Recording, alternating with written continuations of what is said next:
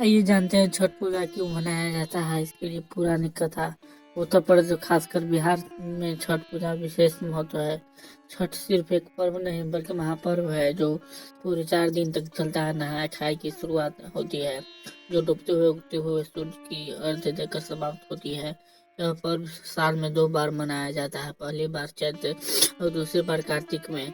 चैत्र शुक्ल पक्ष की षष्ठी मनाया जाने वाला छठ पर्व के चैती षष्ठ कार्तिक शुक्ल पक्ष षष्ठी पर मनाया जाने वाला पर्व कार्तिक छठ कहा जाता है। पारिवारिक सुख समृद्धि और मनोवांछित फल प्राप्ति के लिए पर्व मनाया जाता है। इसका एक अलग ऐतिहासिक महत्व है। माता सीता ने भी यह सूर्यों की पूजा किया था।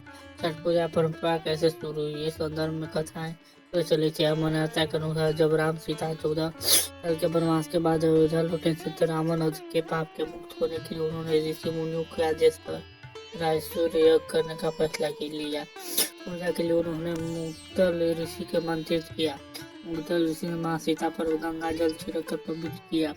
कार्तिक मास से शुक्ल पक्ष के षष्ठी तिथि को सूर्य को उपासना करने का आदेश दिया। इससे सीता मुग्दल ऋषि के आश्रम में रहकर 6 दिन तक सूर्यदेव भगवान की पूजा की थी।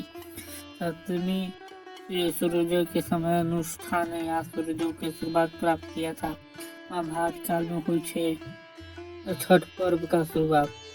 हिंदू मान्यता के मुताबिक कथा प्रचलित है कि छठ पर्व की शुरुआत महाभारत काल से हुई थी। इस पर्व सबसे पहले सूर्य पुत्र कर्ण ने सूर्य की पूजा करके शुरू किया था। कहा जाता है कि कर्ण भगवान सूर्य परम भक्त थे। वो रोज घंटों तक पानी में खड़े होकर उनको अर्घ्य देते थे। सूर्य की पूजा से ही वो महान योद्धा बने।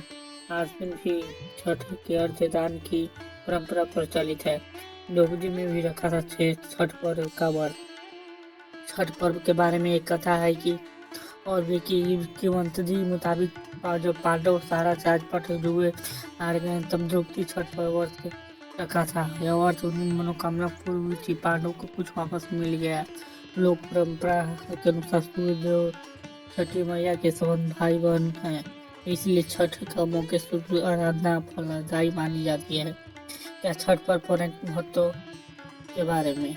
इन कथाओं के अलावा एक किंवदंती भी प्रचलित है।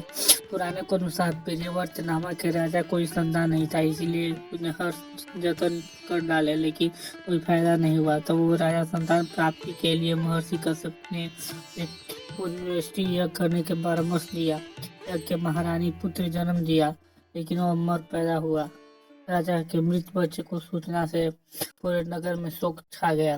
कहा जाता है कि जब राजा मृत बच्चे को दफनाने की तैयारी कर रहे थे तब आसमान से ज्योतिषी विमान धरती पर उतरा। मैं बैठी देवी कहा, मैं षष्ठी देवी से विश्व समस्त बालकों को रक्षित हूँ। इतना कहकर देवी ने शिशु को मृत शरीर को स्पर्श किया जिससे वह जीवित हो उठा। इसके बाद ही राजाओं ने अपने त्योहार की घोषणा कर दी।